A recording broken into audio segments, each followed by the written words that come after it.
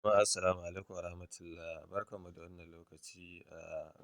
Ga mutanen da suke mining na wild cash da kuma wannan Kwista Ana a cikin shi wannan application na wild cash.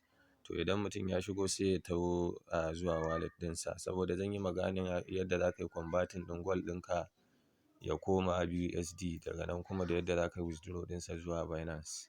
So da zarar mutum ya shigo nan gurin sai ka zo ka taɓa wannan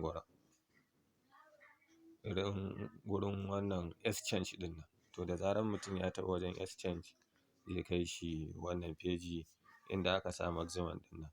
To ga shi nan, amma maximum ɗin abin da ake da buƙata wanda za ka yi submitting shine sai ya kai 800,000.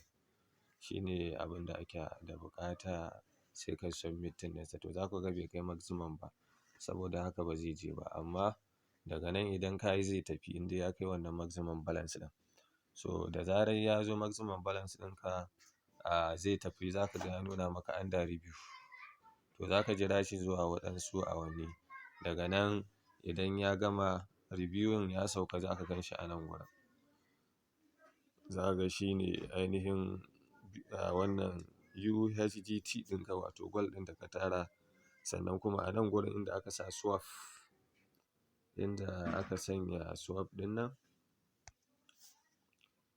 nan gurin inda aka sa swap. To mutum sai ka je ka danna swap. In ka danna swap zai kawo ka nan gurin. To da zarar ka shigo nan gurin za ka ga wannan wild cash ɗinka a nan gurin. Balance ɗinka zai bayyana a daidai nan, za ka ga balance.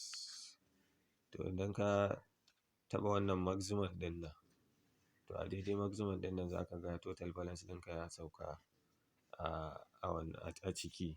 To da zarar ya sauka kuma sai ka zo ka yi wannan swiping. Nan gurin inda aka rubuta insufficient USDT ɗin nan, to a nan ne gurin da za ka yi swiping. To amma tun da babu, bai zai swiping ɗin ba zai yiwu ba kenan yanzu. Saboda haka ga wanda yake da shi in ya taɓa swap wannan zai ga wurin ya yi swiping. In ya yi swiping shi kenan, daga nan kuma zai koma BUSD, wato Binance Dala kenan. To da zarar ya koma BUSD, in kana so kuma ka yi withdraw sai ka zo ka taɓa inda aka sanya withdraw ɗin nan. Ga shi nan withdraw da ja ɗin nan. To da zarar ka taɓa za ka ga balance ɗinka na BUSD ɗinka a nan gurin. A nan za ku ga da $4.3, that is BUSD kenan, Binance Dala.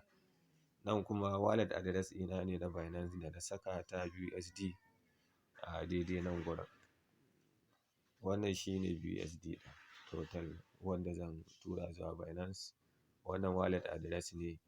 Sannan kuma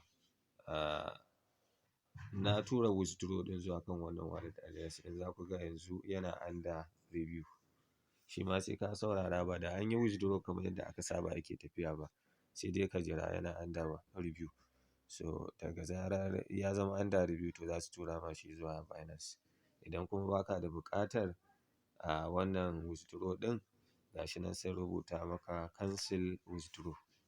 To wannan shi ne yadda mutum zai ya sauke BUSD ɗinsa zuwa Binance. Allah ya bamu sa'a.